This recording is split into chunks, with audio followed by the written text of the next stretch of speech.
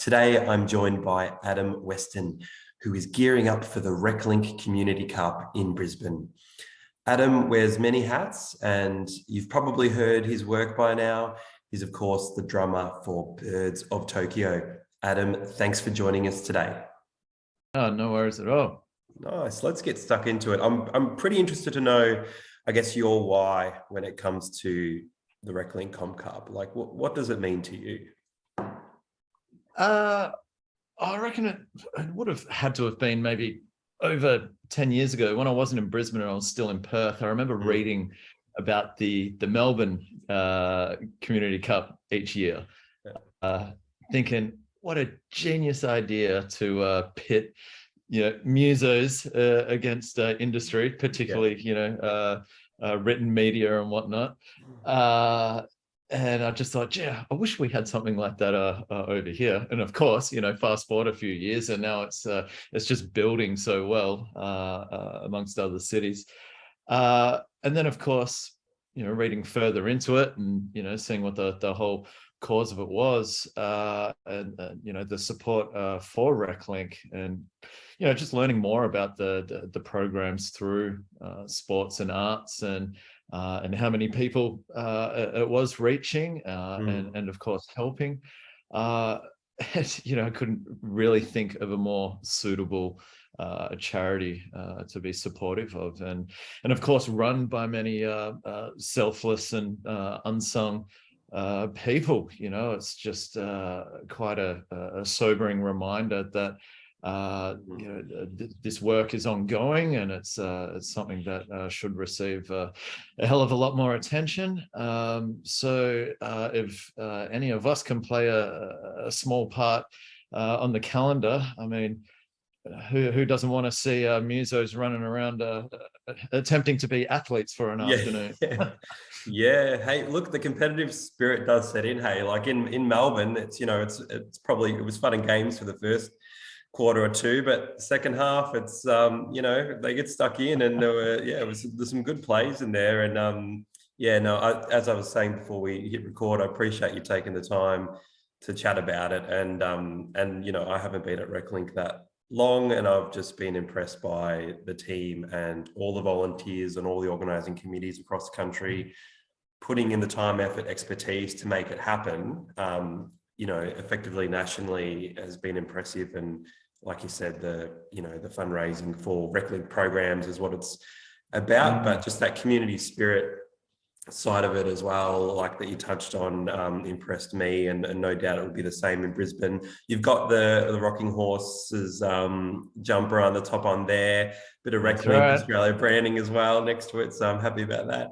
Well, it's funny you mentioned the competitiveness of it all, because last year's match ended up as a draw, which I've got a few thoughts on that, but I think we'll be out for blood next Sunday. It's all fun and games, and it's the community spirit around the whole thing is just I'm blown away from it. Yeah, nice. And you mentioned next Sunday. We'll put in the details somewhere. They'll be up here, down there somewhere, the link to tickets and all that for Brisbane on the 31st of July. Adelaide's the same day, and then there's Sydney, Freo, Hobart as we go throughout the year. And I guess I should ask you, how's training going? What are you up to? It's great. I mean, you've got some people who are returning and have got 2 or 3 years under their belt. So there's a handful of people who are there to sort of help some first timers through, and there's many of those as well, which is great. So there just seems to be more and more people getting amongst it. There's a few people who kind of know their way about the game, and then equally as entertaining are those who don't. So it's so much fun. Everyone just loves to get out there and have a kick, and it's a really supportive group of people that are involved with it all. Everyone's really looking forward to game day. Yeah, awesome. I've heard that excitement from everyone, from the partners, suppliers, venues, everyone's excited about it, which is just incredible to have that energy already before even getting to event day. And can you give us a teaser into what position people will see you play, or do you have any sort of tactics or anything? It's funny you mentioned energy, because I'm glad we've got about 12 or 15 people on the bench, because I think we all last about 2 or 3 minutes each. If anyone dares to put me on the wing or the halfback flank, after 120 seconds of running, that's it. I'm done. I'm waving my arms to get off and tag someone else to run in. Yeah. And actually, I remember last year, Anthony Albanese was at the Brizzy match, and it was on the bench. So might need to get him on the next Zoom call and see if he's going to be come down to throw his support behind it again. But yeah, no, who knows where I'll be playing, but look, I'll just go where I'm told, really. Yeah, nice. Listen to the coaches. Hey, I do have a couple of questions left for you. I guess for those who don't know and haven't been to a community cup before, are you happy to give like just a brief, like a bit of info about what they can expect for the day? Like, what's the day about? Because I'm just conscious that maybe many people listening don't know what we're talking about. Maybe. Yeah, I mean, it's not too far off your grassroots country footy match. I mean, everyone sort of gets the picnic rug out, and it's everyone sort of around the boundary line fence. There's all activities for the kids. It's sort of like a family day out to an extent. All the drinks, all the food. It's just like a lunchtime early arvo kind of thing out. Yeah. So yeah, I mean, fingers crossed that the weather will be half decent. But yeah, no, it's a fairly casual. Just a good fun sort of arvo to be a part of. Nice one.